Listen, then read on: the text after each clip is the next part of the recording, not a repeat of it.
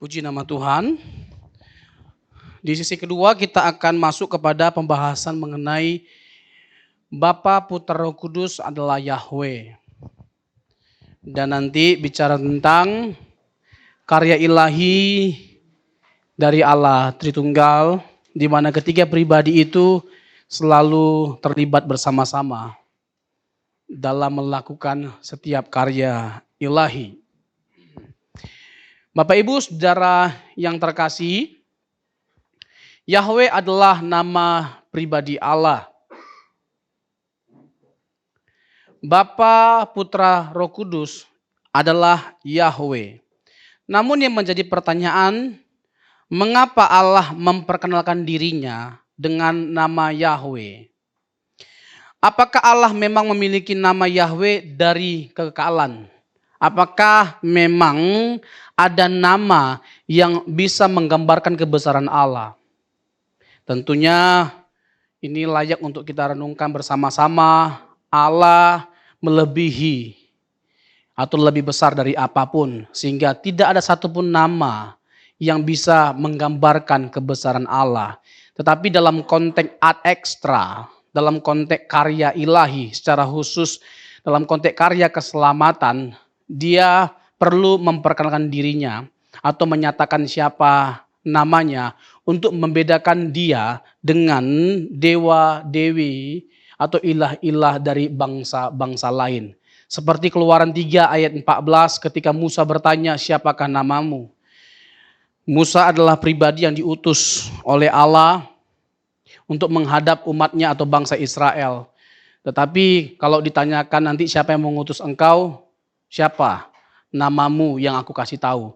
Lalu Tuhan berkata apa? Aku adalah aku, Ehye Asher Ehye.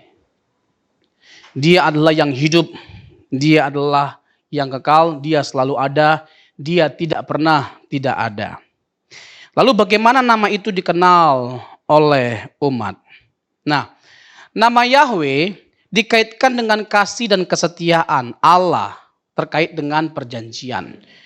Jadi apalah arti sebuah nama? Jadi perlu kita pertama-tama menggumuli, mempertajam ya makna dibalik dari nama ini.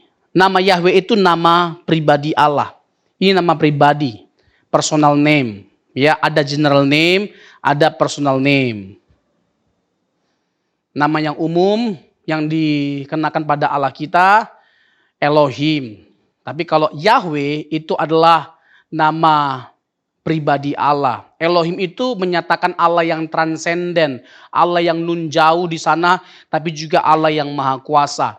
Tapi Immanuel, Yahweh adalah Allah yang dengan nama itu dia menyatakan dia sebagai pribadi yang selalu ada dan dekat dengan setiap kita. Dekat dengan setiap kita. Dia Allah yang membuat perjanjian dan dia juga adalah Allah yang akan memenuhi perjanjian itu dengan setia.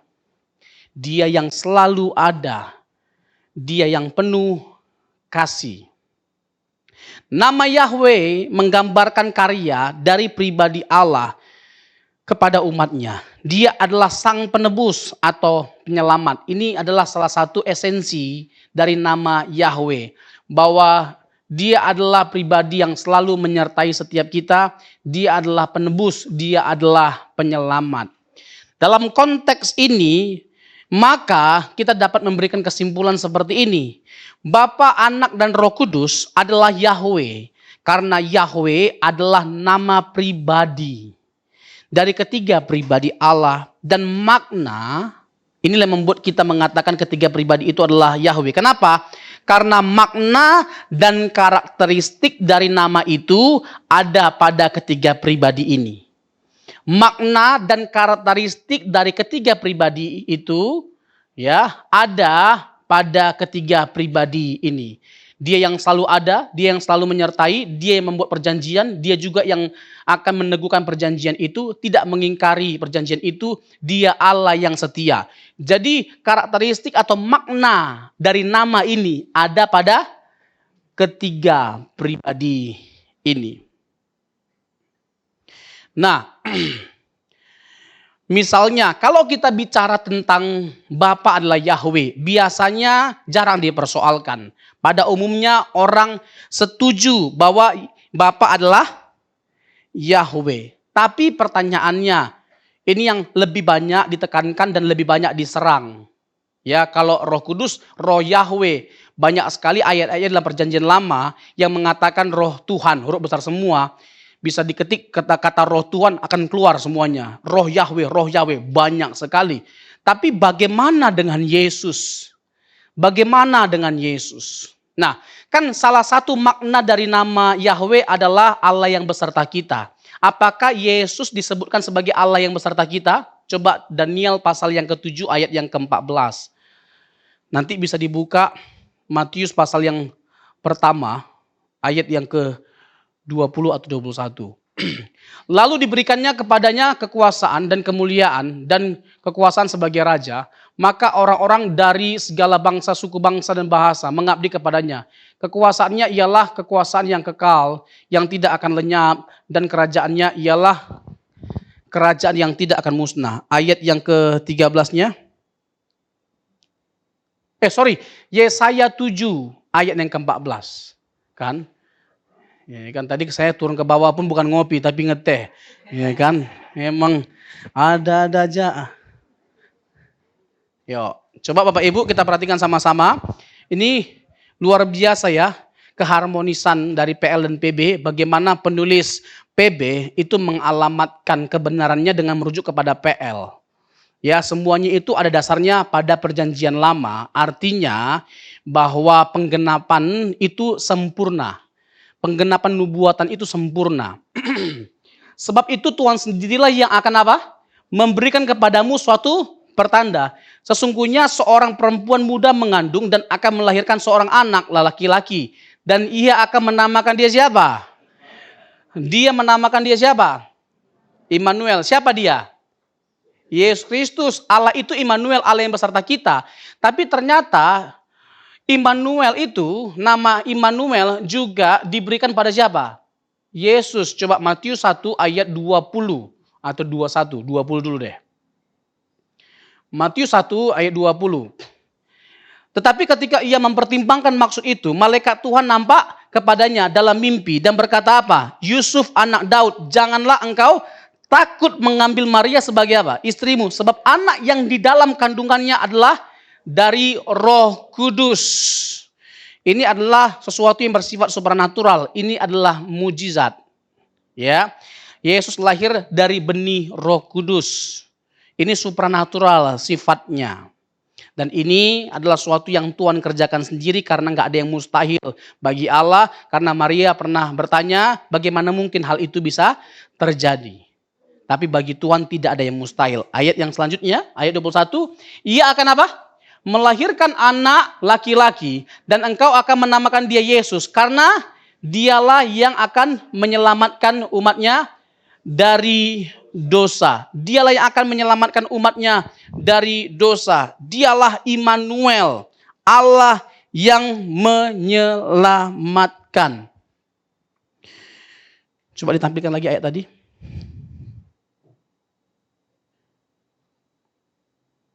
Ya. Ayat 23-nya langsung lompat. Sesungguhnya anak darah itu akan apa? Mengandung dan melahirkan seorang anak laki-laki dan mereka akan menamakan dia apa? Apa? Immanuel. Siapa dia? Yesus Kristus. Dia adalah Immanuel. Dan mereka akan menamakan dia Immanuel yang berarti Allah menyertai kita.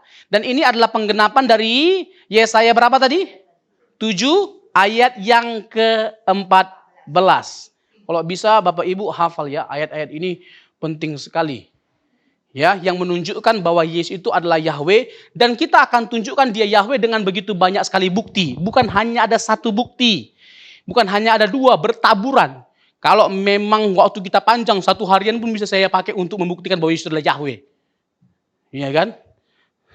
Untuk menunjukkan bahwa betapa kuatnya, kokohnya dasar iman kita ini. Gak ada ruang bagi kita untuk meragukan kebenaran bahwa Yesus itu adalah Yahweh. Ya, oke. Lalu coba kita buka Matius pasal yang ketiga ayat 3. Pasal yang ketiga ayat 3. Coba ya perhatikan ini ya, baik-baik Bapak Ibu ya, ini menarik sekali ya. Ya. Sesungguhnya dialah yang dimaksud Nabi Yesaya ketika ia berkata ada suara yang berseru-seru di padang gurun, persiapkanlah jalan untuk Tuhan, luruskanlah jalan baginya. Jadi yang dimaksud yang berseru-seru itu siapa? Yohanes Pembaptis. Yohanes Pembaptis berseru tentang siapa? Yesus Kristus. Coba Yesaya 40 ayat 3. Yesaya 40 ayat 3. Jadi Bapak Ibu, kan kalau kita diserang ini ya, dikritik, itu sebenarnya nggak usah kita repot-repot atau bingung atau kesusahan untuk menjawab. Tinggal tunjukkan ayat-ayatnya. Jadi kita nggak memberikan penafsiran apa-apa loh. Karena bisa aja kan kalau kita jawab mereka bilang begini, itu kan penafsiranmu, itu kan pandanganmu. Nah, itu kan menurutmu. Nah, kita akan buktikan bahwa yang kita sampaikan ini ada dasar ayatnya. Ini loh ayat-ayatnya. Bahkan ada kalanya nggak ngomong pun kita hanya tunjukkan, iya ya, langsung kayak gitu dia. Iya ya, gitu loh. Langsung diam bibirnya. Nah, coba kita perhatikan. Ada suara yang berseru-seru. Persiapkanlah di padang gurun jalan untuk siapa? Dalam pertemuan kita yang sebelumnya, kalau ada Tuhan huruf besar semua berarti ini adalah Yahweh. Persiapkanlah di padang gurun jalan untuk kita ganti Yahweh. Persiapkanlah di padang gurun jalan untuk Yahweh. Luruskanlah di padang belantara jalan raya bagi Allah kita. Yang berseru-seru tadi dalam Matius 3 ayat 3 siapa? Yohanes Pembaptis. Lalu dia berseru tentang siapa? Yesus Kristus. Berarti Yesus adalah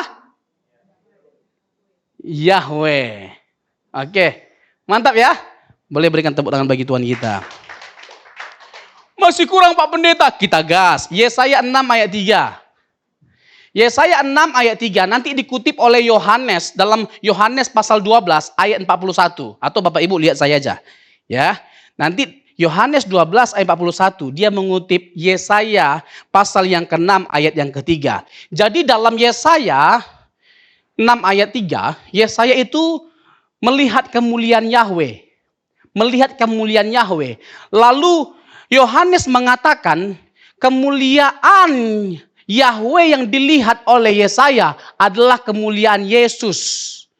Berarti Yesus adalah Yahweh. Coba Matius pasal yang kedua, Yohanes pasal yang ke-12 ayat 41. Ini kan Yesayanya. Kudus-kuduslah Yahweh semesta alam. Nah sekarang Yohanes 12 ayat 41. Hal ini dikatakan oleh Yesaya karena ia telah melihat kemuliaannya dan telah berkata-kata tentang dia. Jadi Yohanes hendak mengatakan bahwa kemuliaan Yahweh yang disaksikan oleh Yesaya adalah kemuliaan Yesus. Berarti Yesus adalah Yahweh. Makin terang benderang. Oke, masih kurang lagi buktinya kita mainkan, kita gas. Yeremia 23 ayat 5 dan 6. Ini kan. Jadi kalau ada orang yang sampai masih ngotot, ya kan, ngotot nggak jelas, kan ada orang seperti itu kan. Udah banyak kali bukti, kita tambah lagi buktinya. Masih juga nggak mau mendengarkan kita masuk ke kepala. Terakhir, si babami. Iya. Ini udah. Yuk coba kita perhatikan. Sesungguhnya apa? Waktunya akan datang, demikianlah firman Yahweh. Bahwa aku akan menumbuhkan tunas adil bagi Daud. Tunas adil itu siapa? Yesus. Ia akan memerintah sebagai raja yang bijaksana. Dan akan apa? Melakukan keadilan dan kebenaran di negeri. Ayat 6 ini dia. Dalam zamannya Yehuda akan dibebaskan dan Israel akan hidup dengan tentram. Dan inilah namanya yang diberikan orang kepadanya. Siapa? Yahweh keadilan kita. Tunas adil tadi. Siapa namanya? Yesus. Berarti Yesus adalah Yahweh. Ini kan ayat-ayat. Ini bukan penafsiran saya. Saya nggak tafsirkan apa-apa. Saya nggak ada memberikan pandangan apa-apa. Ini benar-benar teks eksplisit sifatnya. Ini bukan samar-samar, ini eksplisit terang benerang. Alkitab jelas mengatakan Yesus adalah Yahweh. Masih banyak lagi, masih kurang akhir kita. Udah cukup? Hah? Jadi kalau Kalau kita dituntut untuk membuktikan, setidaknya Bapak Ibu sudah bisa membuktikan ayat-ayatnya ya. Berdasarkan ayat-ayat tadi, maka Yesus adalah Yahweh adalah sesuatu yang tidak bisa dibantah.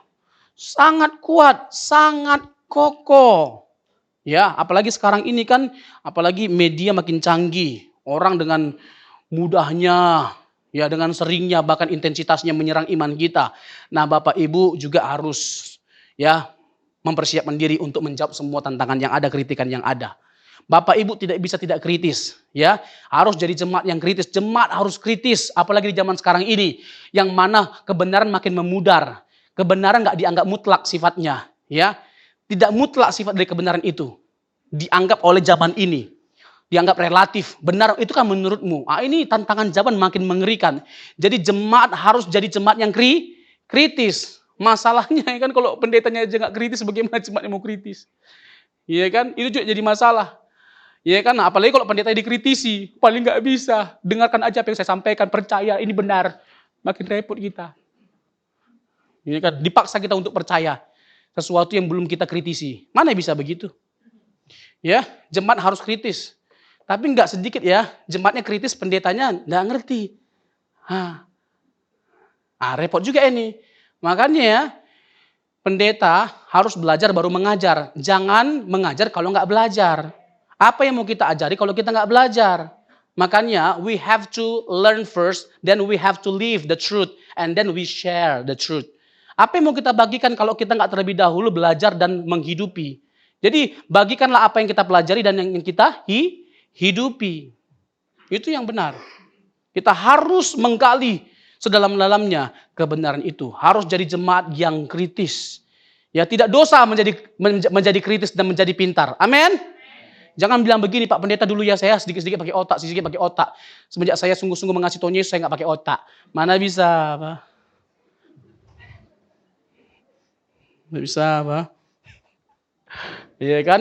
Alkitab berkata, kasihlah Tuhan Allahmu dengan segenap hatimu, jiwamu, kekuatanmu, dan akal budimu. Ada loh pendeta yang ngomongnya begitu gitu loh. Jangan pakai otak mengasihi Tuhan, jangan pakai otak. Terus mau pakai apa Pak Pendeta? Iya kan? Inilah makanya terjadi pembodohan.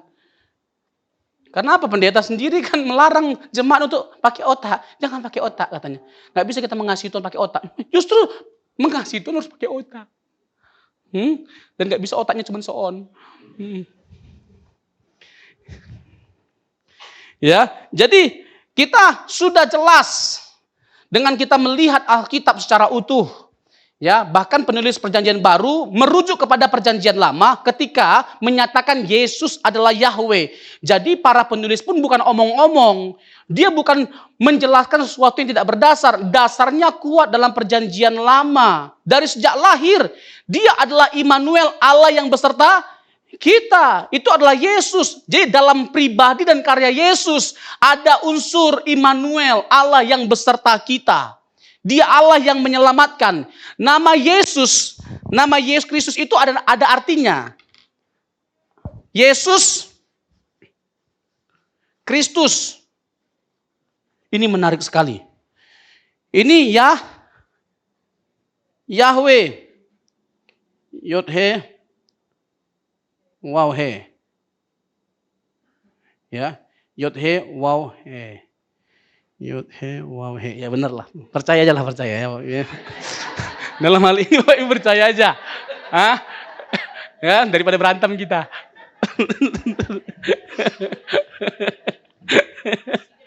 Iya, harus dikritisi. Soalnya tulisan saya kan nggak lebih bagus dari Mas Hendro. Ini Yod, ini He, Waw-He. Oke? Ya. Dibacanya nggak jelas sebenarnya. Tidak ada pelafalan yang mutlak atas Yod-He, Waw-He. Tapi dalam sepanjang sejarah para pakar sering memakai Yahweh. Bisa Yahweh, bisa Yehua, Yehova. Itu ada banyak sekali. Ya, saksi-saksi Yehova. Mereka lebih memilih Yehova daripada Yehua atau Yahweh. Jadi pelafalannya itu bisa banyak. Ya. Jadi mana aja di antaranya itu ya silakan saja, karena tidak ada pemutlakan atas pelafalan Yod-He, Waw-He. Ya, nah begini, apa tadi yang menarik yang mau saya sampaikan? Saya lupa. Yesus Kristus. Apa arti Kristus? Apakah arti Kristus? Yang diurapi. Yang diurapi. Apa arti Yesus? Yehosua. Yehosua dari kata Yosua, nama Yosua. Yang menyelamatkan. Yesus Kristus artinya apa? Juru selamat.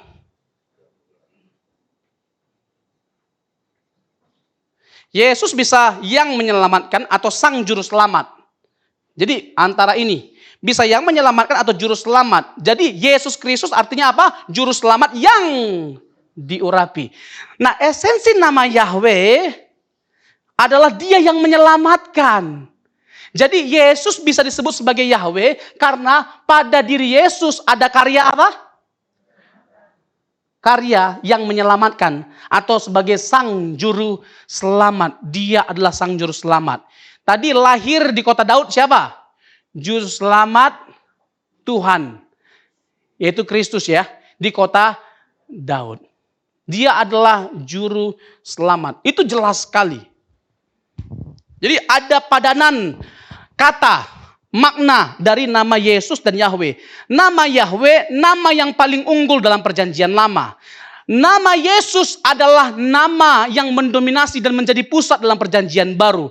Jadi ada kesetaraan antara nama Yesus dan nama Yahweh. Ini nama pribadi. Ini nama pribadi Allah Tritunggal. Ini nama pribadi dari pribadi kedua dari Allah Tritunggal. Clear. Yesus adalah Yahweh. Bapa adalah Yahweh. Roh Kudus, Roh Tuhan, Huruf besar semua adalah Yahweh. Banyak sekali ayat-ayatnya dalam perjanjian lama. Dalam perjanjian lama secara khususnya.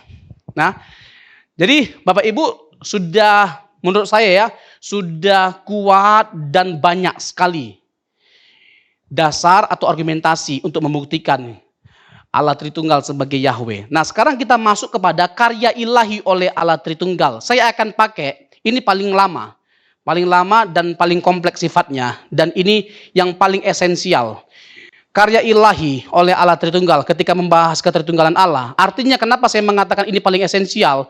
Karena dari setiap karya ilahi yang ada, tidak ada satupun karya ilahi yang tidak dikerjakan bersama-sama. Ini menunjukkan keesaan Allah dan keharmonisan Allah Tritunggal. Ya, ini namanya apa? Perikoresis. Perikoresis. Ya. Allah yang saling mendiami dan saling bersekutu dalam kekekalan, ya, saling mendiami, saling bersekutu, mereka terikat dalam persekutuan yang sempurna, relasi atau kasih yang sempurna. Tidak ada saling jealous di antara pribadi Tritunggal, ya. Yang sering jealous itu kita. Tapi kalau Bapa, Putra, Roh Kudus nggak pernah jealous satu sama lain. Ya, saling menjunjung tinggi satu dengan yang lainnya, saling memberi satu dengan yang lainnya. Itulah Allah yang Tritunggal, perikoresis. Jadi tidak ada karya yang tidak dikerjakan secara bersama-sama, semuanya bersama-sama. Nah, kita mulai dari yang pertama, penciptaan. Kejadian 1 ayat 1 sampai 3, Elohim menciptakan alam semesta dengan menggunakan firman dan rohnya. Jadi pada Elohim ada firman, pada Elohim ada roh. Ini simpel memahami Tritunggal. Pada Bapa itu ada firman, ada roh. Tapi firman dan roh itu bukan hanya sifat. Firman dan roh itu adalah pribadi. Ya. Tapi bagaimana dong pada satu pribadi bisa ada pribadi-pribadi yang lainnya? Bagaimana kita bisa memahami hal itu? Kayaknya susah masuk akal kita. Di Gadara, Matius pasal yang kelima, setan aja bisa merasuki seseorang dalam jumlah yang banyak sekali. Ketika ditanya siapa namamu? Legion. Legion itu jumlahnya berapa? 3.000 sampai 6.000 pasukan. Itu banyak sekali. Jadi ketika dikatakan dalam konteks Alkitab, kami adalah legion, artinya jumlah yang merasuki orang itu banyak sekali. Setan aja bisa merasuki dalam satu orang banyak sekali. Masa Allah nggak bisa? Halo? Dan gak ada yang mustahil. Apa susahnya bagi Allah untuk satu pribadi? Dalam Bapa itu ada firman, ada pribadi Roh Kudus. Jadi jangan mengesankan supaya masuk akal. Firman dan roh itu bukan pribadi, tapi hanya sifat. Salah itu. Itu menabrak natur Injil, natur kebenaran Alkitab. Itu enggak Alkitabiah. Kenapa? Karena dalam Alkitab ada banyak sekali indikasi yang menunjukkan bahwa firman dan roh dan Bapa itu ada komunikasi. Contoh Kejadian 1 ayat 26. Baiklah kita menciptakan manusia menurut gambar dan rupa Allah. Berarti ada komunikasi kan? Ada permufakatan kan? Ada musyawarah. Nah kalau Allah itu hanya satu pribadi, hanya Bapa yang pribadi, lalu Yesus, firman, dan roh hanya sifat, bisa nggak berdiskusi? Bisa nggak dia diskusi sama sifatnya? Misalnya saya pemarah, meskipun saya sabar. Ya kan? Lalu saya berdiskusi sama diri saya. Itu bisa nggak hal itu? Mungkin nggak hal itu? Hah? Saya diskusi sama diri saya sendiri, sifat-sifat saya yang dalam diri saya. Pemarah, nanti kayak kalau ada musuhmu ya, jangan mudah marah kau. Nanti aja. Hah? Ini dua kepribadian. Bukan satu pribadi, dua kepribadian. Satu pribadi dengan dua kepribadian, itu kan bahasa psikologis. Nah Allah Tritunggal itu nggak seperti itu. Firman dan roh bukan hanya sifat, tapi pribadi. Kenapa kita mengatakan dia bukan hanya sifat? Karena firman dan roh memang adalah pribadi dari sejak kekal. Tidak ada masa di mana firman dan roh tidak pribadi. Mereka selalu pribadi. Yohanes 17 ayat 12. Yohanes 17. Coba Yohanes 17 saya dulu. Yohanes pasal yang ke-17 ayat yang ke-22.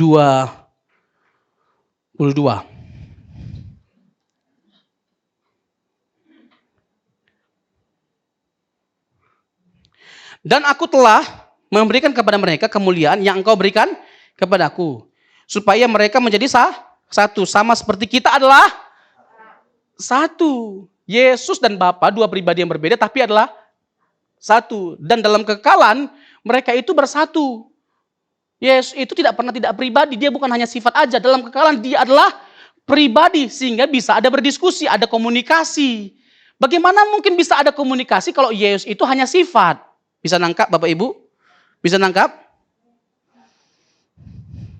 Di ayat 5-nya itu menarik sekali. Father, glorify me with the glory I had before the world was created. Oleh sebab itu ya Bapa, permuliakanlah aku padamu sendiri dengan kemuliaan yang kumiliki di hadiratmu sebelum dunia ada. Jadi Yesus menekankan bahwa dia dan Bapa itu dua pribadi yang berbeda, tapi sama kekalnya, karena sebelum dunia ada, Yesus sudah ada. Bahkan dia mengklaim dia punya kemuliaan yang sama seperti yang dimiliki oleh Allah. Kalau Yesus bukan Allah, berhak nggak dia mengklaim dia punya kemuliaan yang sama seperti Allah? Nggak berhak. Tapi karena dia Allah, dia mengklaim bahwa dia punya kemuliaan yang sama seperti yang dimiliki oleh Allah. Coba Yesaya 48 ayat yang ke-11.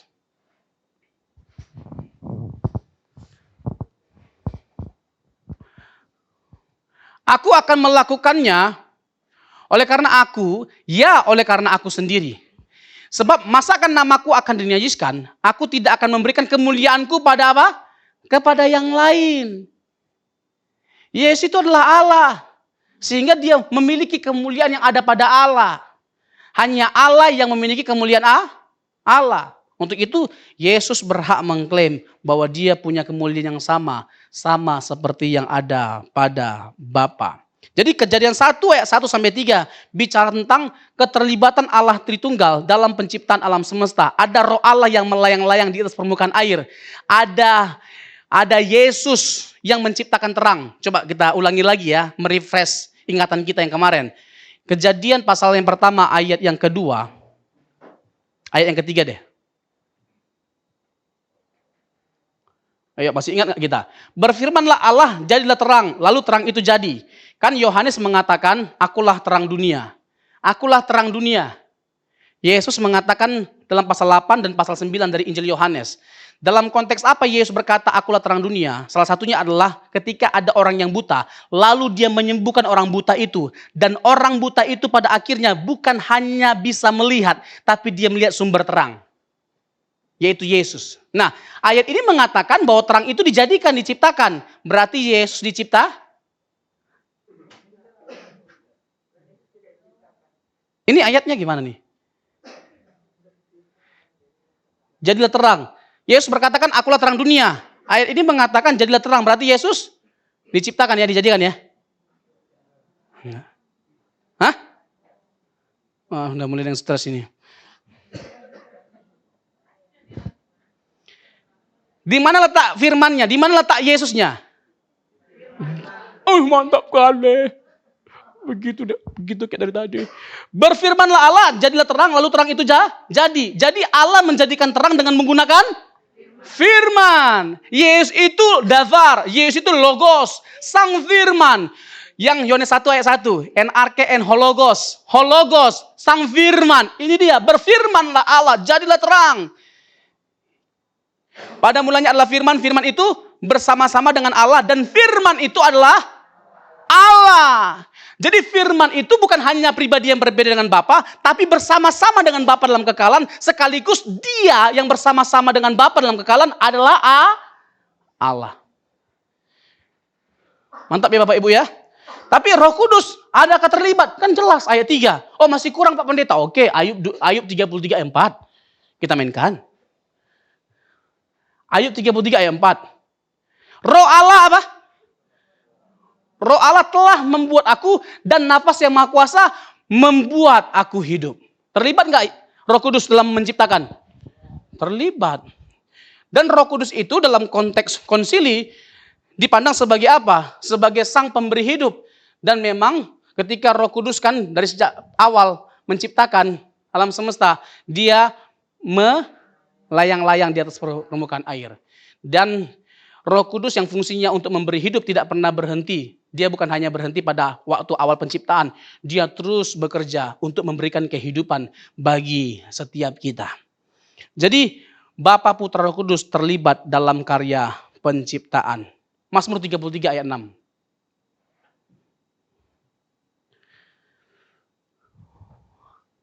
Oleh firman Yahweh, langit telah dijadikan oleh nafas ruah Elohim. Nafas dari mulutnya segala tentaranya, nafas ruah itu Roh Kudus. Roh Kudus terlibat dalam penciptaan. Ya, dalam bahasa Yunani kata Roh Kudus apa? Pneuma, angin. Ya, jadi Roh Kudus tidak jarang digambarkan sebagai apa? Nafas atau angin. Ya. Tapi Roh Kudus itu bukan angin. Jadi setiap kali kita lagi di pantai terus angin berhembus, Roh Kudus datang. Ini kan. Ya, jadi Roh Kudus digambarkan seperti angin atau seperti nafas. Nah, saya lanjutkan lagi karena waktunya sangat singkat. Lalu yang kedua, pemeliharaan alam semesta, Bapa, Putra, Roh Kudus selalu terlibat. Ya, saya kalau untuk Bapa udah jelas. Roh Kudus, coba kita buka Mazmur 104 ayat 30. Mazmur 104 ayat 30. Roh Kudus juga terlibat. Apabila engkau mengirim rohmu, mereka tercipta. Dan engkau membaharui muka bumi. Jadi Roh Kudus juga terlibat untuk menopang alam semesta. Ini ya, ini menarik sekali dan mudah untuk dihafal. Kalau Yesus, nanti Bapak Ibu silakan lihat ayat-ayat ini. Ibrani 1 ayat 1 sampai 3. Yohanes 1 ayat 1 sampai 3. Ini gampang menghafalnya. Kolose 1 ayat 15 sampai 17. Itu semua bicara tentang Yesus yang terlibat dalam menopang alam semesta. Coba ulangi. 1. Ada 3 tadi ya. 1. Lalu Yohanes 1 sampai 3. Lalu terakhir 1. Oh mantap kali memang Inang ini luar biasa. Ya, kalau 1 ayat 15 sampai 17. Coba kita buka 1 aja ya case-nya. Ibrani 1 ayat 1 sampai 3. Ibrani 1 ayat 1 sampai 3. Setelah pada zaman dahulu Allah berulang kali dalam berbagai cara berbicara kepada nenek moyang kita dengan perantaran nabi-nabi, ayat 2, maka pada zaman akhir ini ia telah berbicara kepada kita dengan perantaran anaknya yang telah ia tetapkan sebagai yang berhak menerima segala yang ada. Oleh dia Allah telah menjadikan alam semesta, ayat 3. Ia adalah cahaya kemuliaan Allah dan gambar wujud Allah. Wujud Allah, hipostasis. Hipostasis dalam bahasa Yunaninya. Kata gambar wujud, hipostasis. Dan menopang segala yang ada dengan firman-Nya yang penuh kekuasaan. Dan setelah ia selesai mengadakan penyucian dosa, ia duduk di sebelah kanan yang maha besar di tempat yang tinggi. Jadi Yesus adalah pribadi yang ikut menopang segala yang ada. Semua ciptaan yang ada. Nah, dalam penebusan bagaimana? Nah, ini dia. Penebusan. Coba kita buka dulu 2 Petrus 1 ayat yang ke-2. 2 Petrus.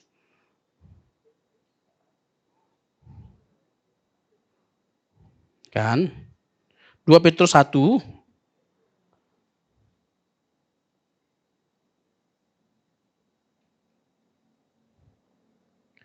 1 Petrus 2 maksudnya. Salah juga. 1 Petrus 1 ayat 2 maksudnya. 1 Petrus 1 ayat 2. Ya. 1 Petrus 1 ayat 2. Kita baca secara bersama-sama.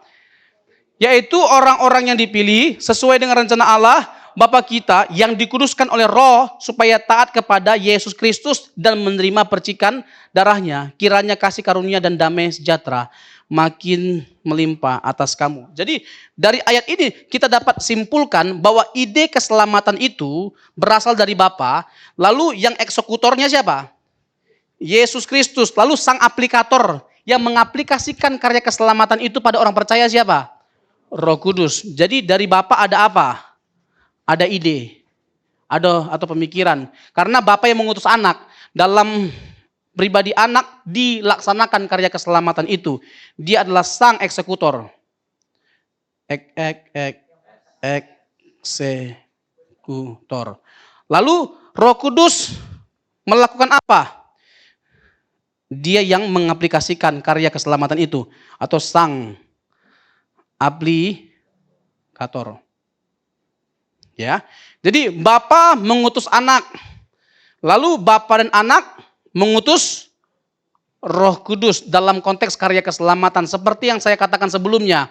Dalam Injil Yohanes, selain kita melihat dengan terang benderang keilahian Yesus, kealahan Yesus, kita juga bisa melihat ketritunggalan Allah itu secara terang benderang disingkapkan. Ya, di mana Bapa mengutus anak, anak mengutus Roh Kudus. Itu adalah Injil Tritunggal. Injil Yohanes adalah Injil Trinitarian. Kalau orang tidak menerima, tidak percaya doktrin Tritunggal, silakan dia buang Injil Yohanes. Karena itu adalah Injil Tritunggal. Ya. Nah, jadi jelas sekali Bapak Ibu, dalam konteks karya penebusan, kita bisa melihat Bapa, Putra, Roh Kudus itu terlibat. Galatia 4 ayat 4 sampai 7. Ya. Galatia 4 ayat 4 sampai 7.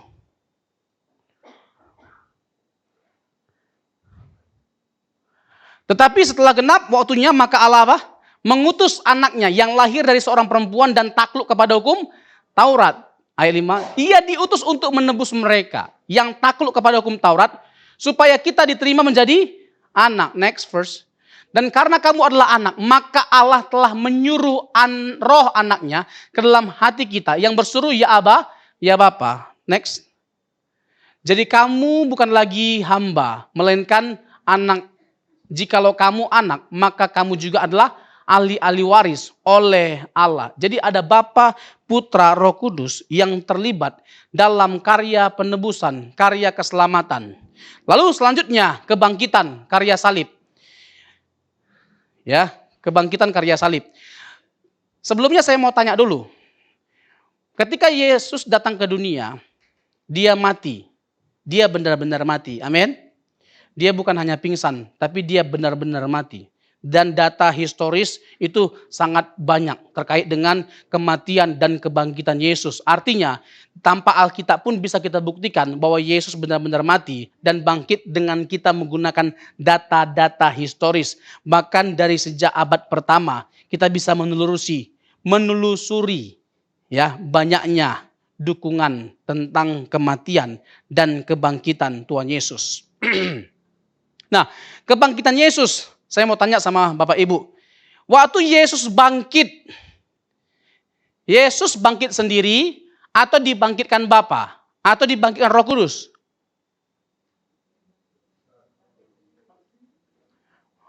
Dia yang mati, dia bangkitkan sendiri ya. Oke. Ya. Coba, dibangkitkan Bapa. Siapa lagi? Dibangkitkan Roh. Lalu siapa lagi? Bangkit sendiri, dibangkitkan Bapa, dibangkitkan Roh Kudus. Memang suka-suka kita memang ya. Semua pilihan kita ambil semua ya benar, jadi benar semualah. Yang ini baru yang terakhir yang benar Pak Gembala. Memang semuanya. Jadi karya siapa? Karya kebangkitan itu, peristiwa kebangkitan. Karya Allah Tritunggal. Itu karya Allah Tritunggal. Oke, sekarang kan pertanyaannya mana ayatnya? Ini dia. Nah, ini kan sabar dulu, jangan cepat-cepat yang buru-buru. Meski waktunya mau habis. Ya. Sekarang kita masuk kepada Yohanes. Bapak dulu deh. Ibrani pasal yang kelima ayat 7 dan 8. Ibrani pasal yang kelima ayat 7 dan 8. Coba kita lihat sama-sama. Dalam hidupnya sebagai manusia, ia telah mempersembahkan doa dan permohonan dengan ratap tangis dan keluhan kepada Dia yang sanggup menyelamatkannya dari maut. Dia ini siapa? Allah. Jelas ya ayat ini ya. Lalu kalau Roh Kudus ada enggak? Roma 8 ayat yang ke-11. Roma 8 ayat yang ke-11. Dan jika roh siapa? Roh Dia yang telah membangkitkan Yesus dari antara orang mati, diam di dalam kamu, maka Ia yang telah membangkitkan Kristus Yesus dari antara orang mati, akan menghidupkan juga tubuhmu yang fana itu oleh Roh-Nya yang diam di dalam kamu. Jadi yang membangkitkan Yesus menurut ayat ini siapa? Roh Kudus. Jadi ada Bapa, ada Roh Kudus. Nah, Yesusnya, Dia yang mati, bagaimana caranya Dia bagikan dirinya sendiri? Ada enggak ayatnya? Yesus pun bangkit dengan kekuatannya sendiri, dengan kuasanya sendiri. Ada enggak ayatnya? Bapak Ibu kan gampang banget bilang ada karena saya yang cari. Ada. Enggak mungkin, pasti dia udah bersiapkan ini, enggak mungkin enggak ada.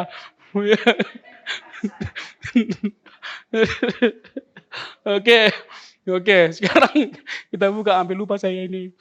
Yohanes pasal 2 ayat 9. Yohanes pasal 2 ayat 19. Ya kan, sampai sempoyongan saya menghafal sebanyak ini ayatnya.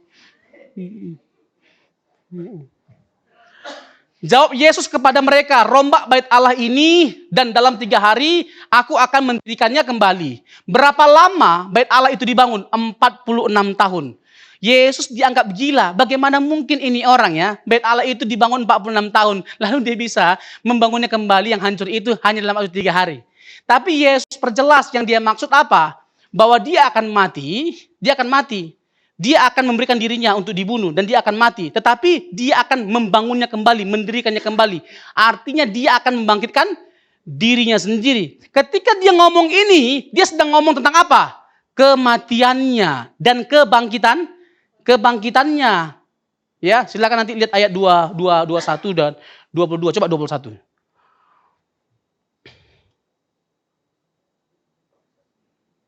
Kok lompat dari Kolose ayat 18?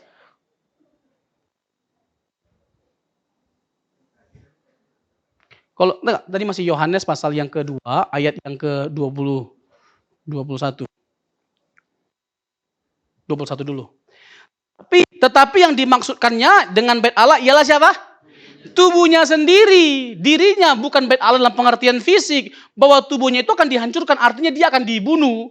Tetapi dia akan mendirikannya kembali, artinya dia membangkitkan diri sendiri. Jelas ya? Masih kurang? Yohanes 10 ayat 18. Masih kurang. Yohanes 10 ayat 17 dulu, 17. Ini kan, jangan main-main ya kan. Bapa mengasihi aku oleh karena aku memberikan nyawaku untuk menerimanya kembali. Lalu ayat 18, nah ini dia. Tidak seorang pun mengambilnya daripadaku, melainkan aku memberikannya menurut kehendakku sendiri. Aku berkuasa memberikannya dan berkuasa membangkitkan dirinya lagi. Mengambilnya kembali. Inilah tugas yang kuterima dari Bapakku.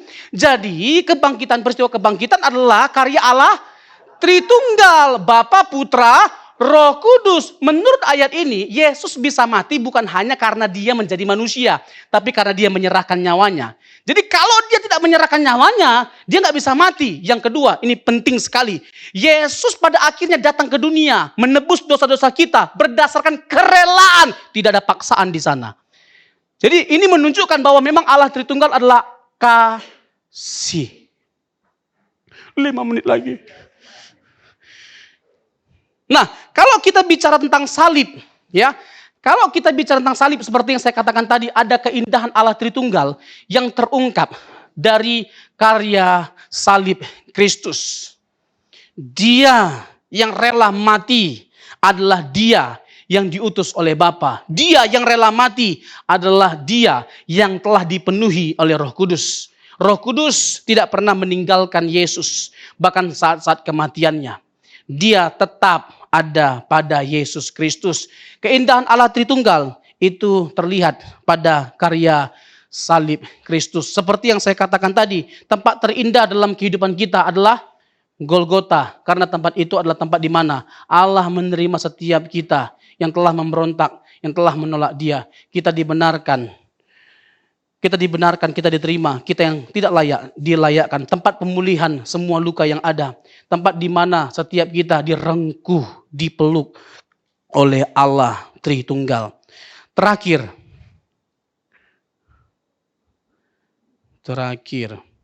Sifat-sifat Allah Tritunggal, Maha Tahu, Maha Kuasa, Maha Hadir. Bapak Ibu percaya bahwa Allah itu Maha Tahu, Maha Kuasa, Maha Hadir? Ini adalah sifat-sifat mutlak yang ada hanya pada Allah. Dan ini adalah sifat-sifat yang mutlak harus dimiliki oleh Allah. Kalau harus dimiliki oleh Allah, maka ketiga pribadi itu adalah Maha Tahu, Maha Kuasa, Maha Hadir. Tetapi bagaimana untuk menjawab ayat Matius 24 ayat 36 tentang hari itu tidak seorang pun yang tahu. Manusia tidak tahu, malaikat tidak tahu, anak manusia tidak tahu. Berarti Yesus tidak tahu dong. Hanya Bapa yang tahu katanya. Lalu bagaimana? Lalu bagaimana dengan hal-hal yang mengesankan seakan-akan Yesus tidak Maha Hadir, seakan-akan Yesus tidak Maha Kuasa? Nanti kita akan jawabin dengan tuntas. Ya kan, dalam pertemuan seminar selanjutnya. Amin. Jadi otomatis Bapak Ibu nggak hadir. Hadir lagi.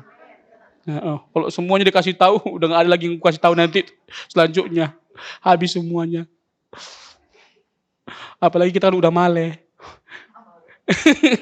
Oke. Nah, ini terakhir dari yang terakhir. Coba yang terakhir. Slide yang terakhir. Nah, Bapak Ibu, ini sebenarnya perbedaan Barat dan Timur. Ya, kelompok Barat dan Timur. Ini sih nggak terlalu esensial menurut saya.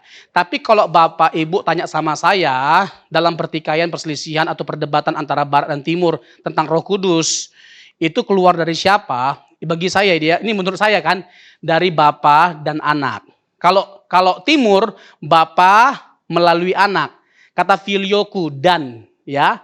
Jadi Roh Kudus itu adalah pribadi yang keluar dari Bapa dan Anak. Kenapa dari Anak juga? Karena Roh Kudus disebut sebagai Roh Kristus, diutus oleh Yesus. Sehingga Roh Kudus juga keluar dari Yesus, bukan hanya dari Bapa. Nah, ayat-ayatnya Bapak Ibu bisa lihat di sini.